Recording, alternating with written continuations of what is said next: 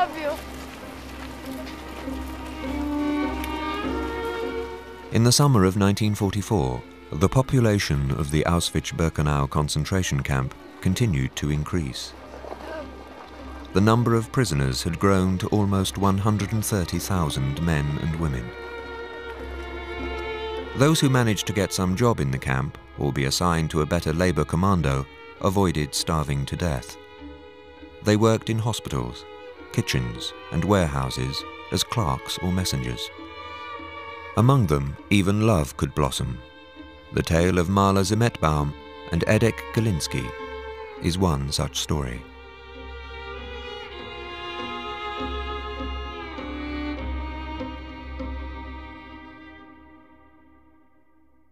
I met Marla in the winter of 1942-43. I know that she arrived with a Jewish transport from Belgium in September 1942 and was selected to enter the camp. Young, healthy women entered the camp, and old women went to the gas.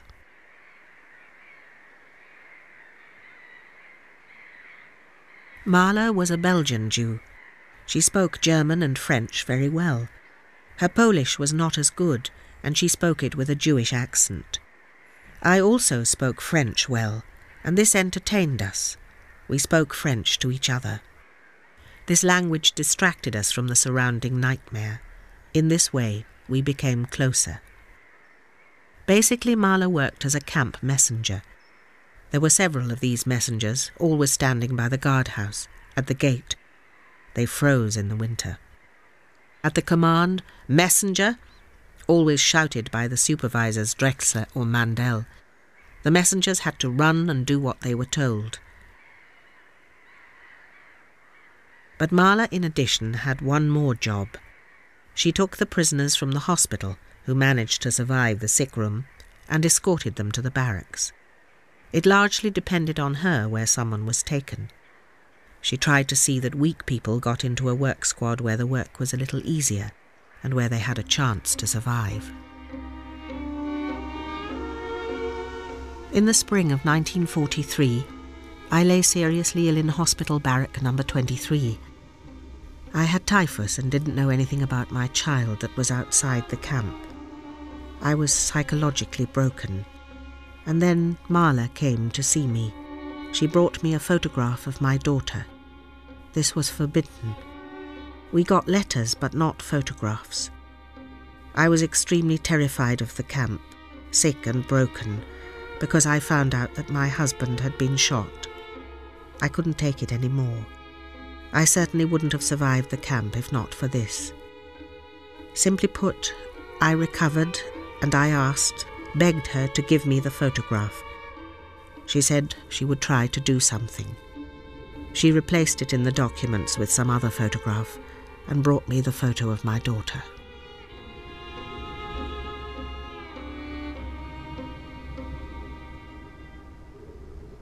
Marla had a job, but she was also always gentle, subtle, delicate. Almost all the female prisoner functionaries screamed and yelled. They never spoke normally to us. It was a vulgar scream combined with a beating, but Marla behaved like a lady. She always spoke politely, never raising her voice. She differed a lot from the other functionaries who had some influence in the camp. Marla told me several times to take care about the way I look. Try and take care of yourself. You have to find some way to wash. There was no water or lights yet in Brzezinka. There was mud, lice, typhus and corpses. I complained that I was at the end of my rope, that it's so hard because I just recovered from typhus, that I'm so weak. And she says, "Do you know how I survived typhus? I couldn't lay down at all, because they would have taken me straight to the gas."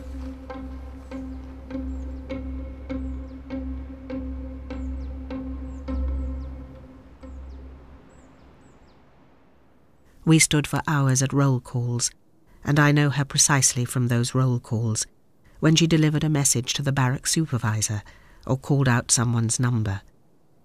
We knew then that it was possible to dress well in civilian clothes in the camp, to be pretty, and have access to places we couldn't go. However, Mala did not provoke envy, just the opposite. She gave hope that this could be done, that all is not lost. Mala's pretty face. There was life in it, and she always had some important news for us, that the Germans were losing, that they were defeated somewhere, and this raised our spirits. Therefore everyone idolized her, the beauty in her. Mala was the exception. I'm not at all surprised that Edek fell in love with her.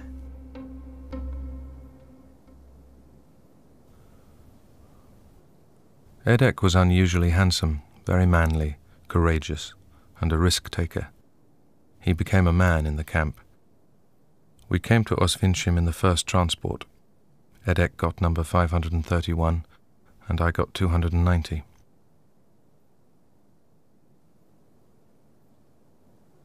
I met often with Galinsky. During one of our conversations, we decided to organize an escape. We came to the conclusion that both of us had to get jobs in work squads that moved freely outside the camp. I had to change work squads, which I managed to do with great difficulty at the end of 1943. Galinsky managed to transfer from the main camp to Bajinka, where he worked in a squad of fitters.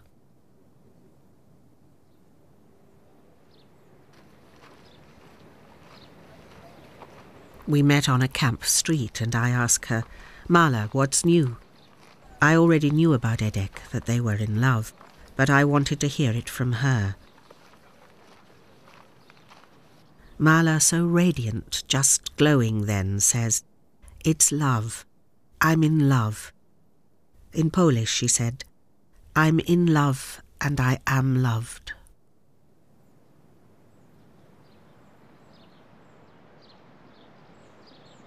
It seemed impossible in the camp, among those reeking crematoria. Some thought it was kind of in poor taste, but life is life. They wanted each other.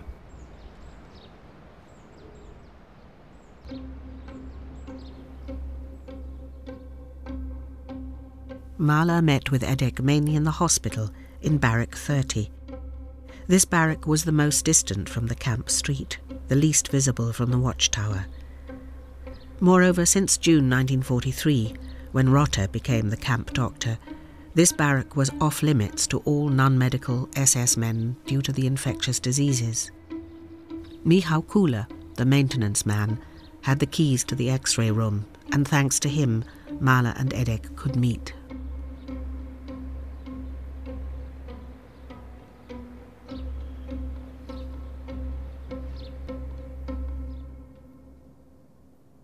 I met Mala again when she wanted to have a portrait done and give it to her lover. She acquired coloured pencils from somewhere, and I sketched her.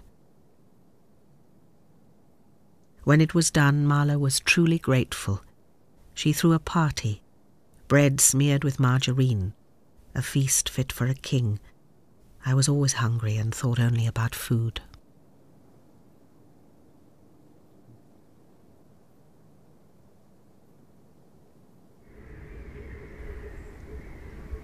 In the winter of 1943-1944, together with Edek, we began to think more seriously about escaping. We decided that it would be a good idea to escape dressed in SS uniforms. I began to establish contacts with SS men. Business contacts, of course, in order to use them to realize our plans. Negotiations dragged on, and Galinsky became impatient. Finally, he said that he would get the uniforms from the commander of his work squad, SS Rottenführer Lubusch.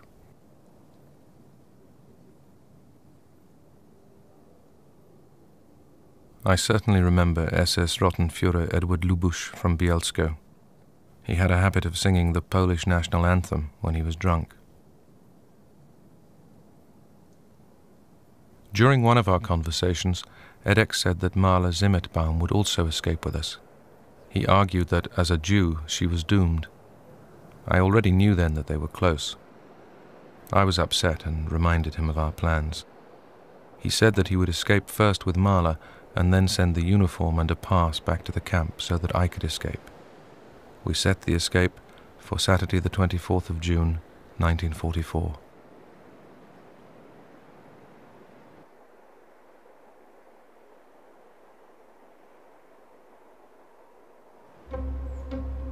Dressed in dark blue overalls, Marla carried a white porcelain sink on her head.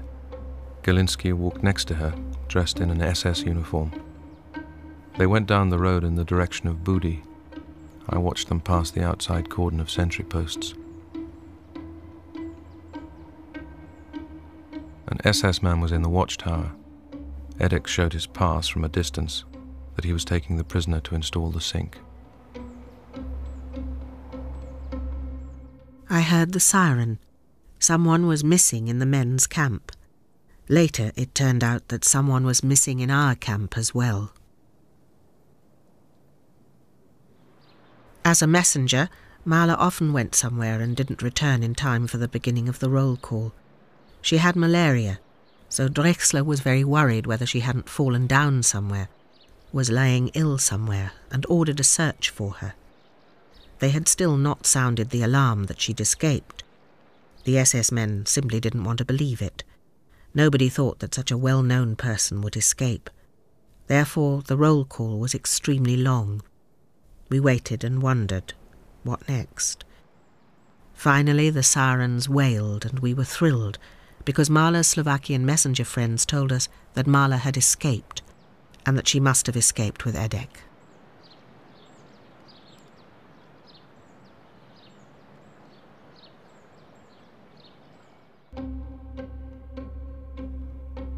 Despite Edek's escape, the roll call in section B2D didn't last long, but we could see that the roll call in the women's camp dragged on. I assumed that Marla's absence had been confirmed. There was no search for the escapees.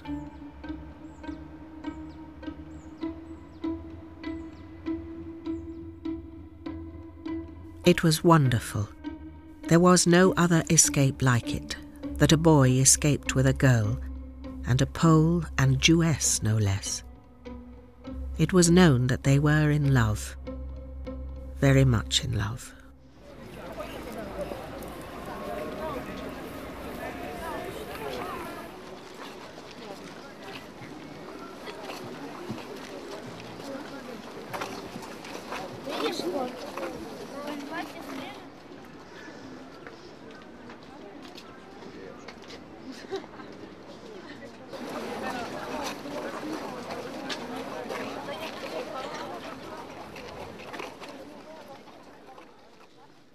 Edek behaved in a very noble manner. He might not have been fair to me, informing me only at the last minute that there would be a third person, Marla, but he wanted to save her. He wanted to rescue her.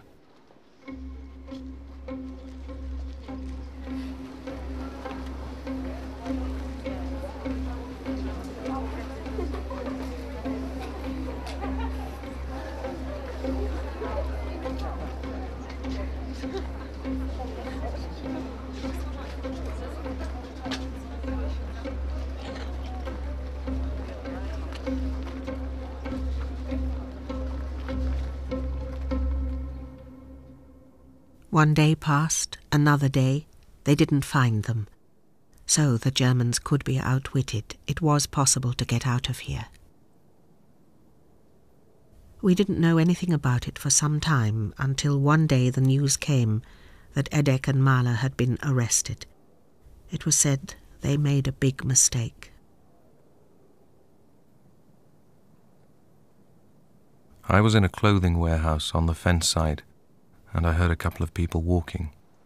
When I looked, I saw two people in civilian clothes walking beside each other, but escorted some distance away by an SS man. It was them being brought from the gate to Barrack 11.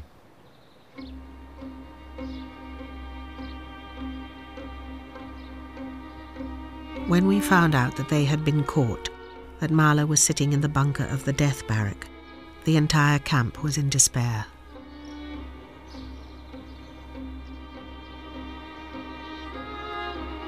I was sent to a group cell in Barrack 11. Edek was there. He told me about his escape. They got near the border with Slovakia.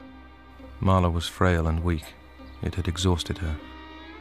She wanted to buy something, offering gold that she took from the camp as payment. This attracted the attention of someone who informed the Germans. They promised each other that they'd stay together, that if they die, they'd die together. He went to get her at the store. A man from the Gestapo was talking to her. He ordered Edek to take off his hat. His shaved head betrayed him, indicating he was a prisoner who escaped from a camp.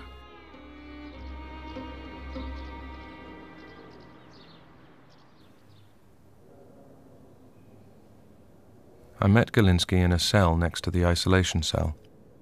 We sat there for 10 days. He was withdrawn, quiet.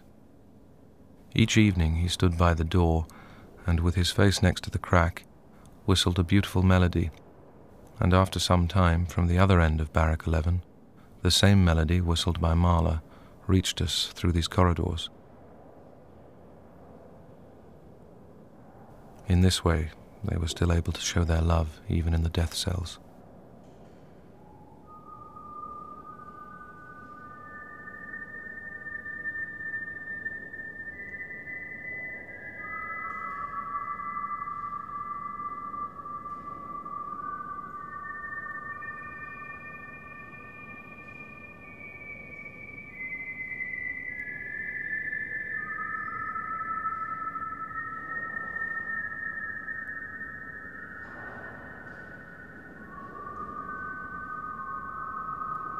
At one point, after the evening roll, the stoker, Jakub, arranged a half-hour meeting for Edek and Mahler. That same evening, Edek began to draw a woman's face on the wall in cell 18. Though he never actually said so, I assumed it was a portrait of Mahler.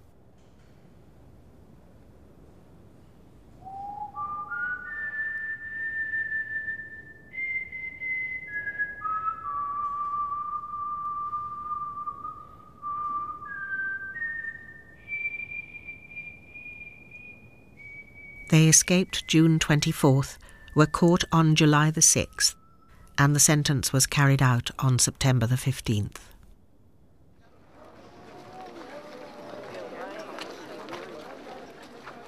During the day, Edek Galinsky was brought to the kitchen annex, where the capo Jupp prepared victims for death by hanging. Before he tied his hand, Edek asked him if he would give him a piece of paper and pencil, because he wanted to write a final few words. Jupp agreed to the request.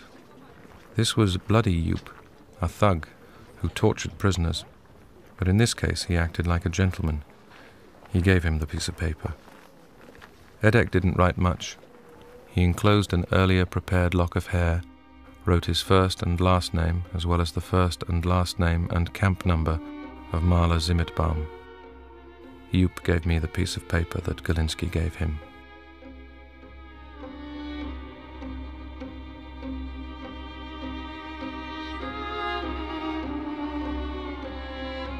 Edek was led to the gallows. He was very brave. He went with his head held high.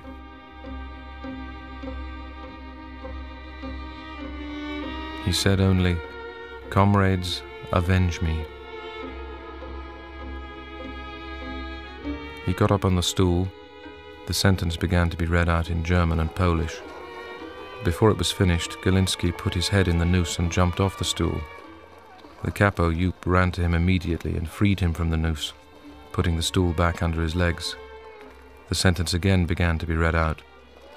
The final words had not yet been spoken when Galinsky began to yell, "Jeszcze Pol," but with the word Polska still in his throat. Jupp kicked the stool, and then there was silence.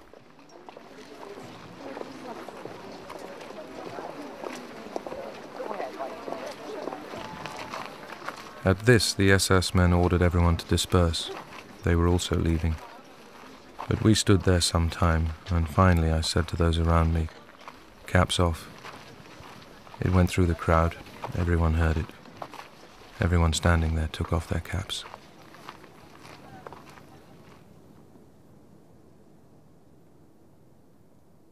A roll call was ordered even before the work squads returned.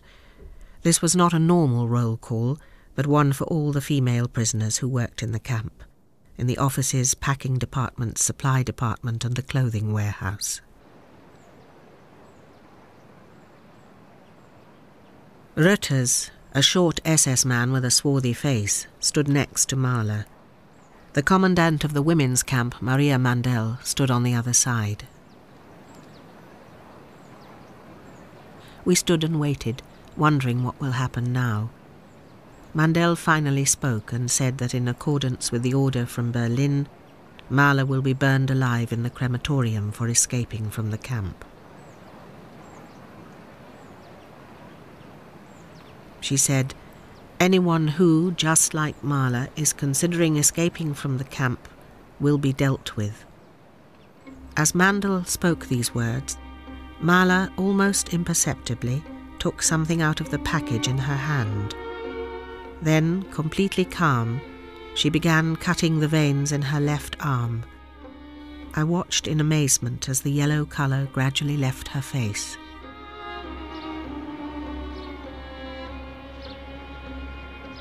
It was the first time in my life that I saw someone cut their veins. I thought she was cutting her wrist, but she cut herself at the elbow. Seeing all this, none of the prisoners standing in front of the kitchen said a word, but something must have been on our faces, because Reuters suddenly turned towards Mahler and saw what she was doing. His reaction was immediate. He grabbed her arm, making it impossible for her to continue.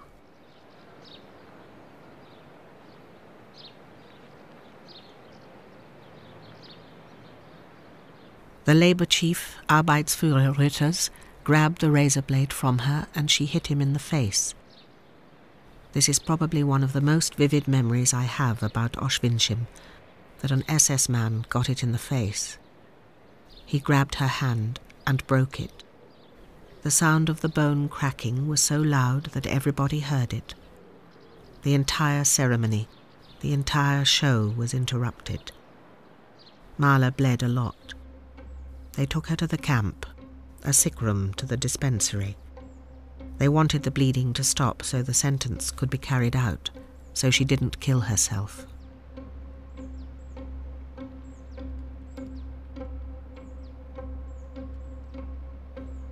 A prisoner took her, all bloody, to the hospital. The doctors and nurses busied themselves with her, bandaged her arm, but saving her life was out of the question. In fact, they did everything to make sure she didn't survive. After some time, they brought her back in the same wheelbarrow. The camp commandant walked behind as they wheeled Mahler toward the black gate of the crematorium.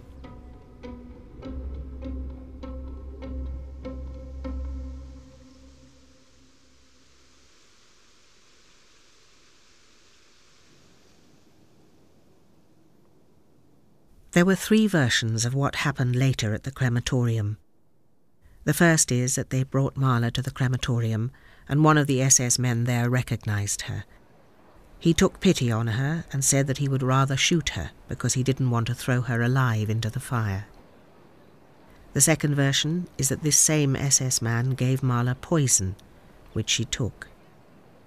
According to the third version, Mahler had a capsule of poison with her, which she took in the crematorium with the SS man's agreement. No one knows what really happened, because none of us were there.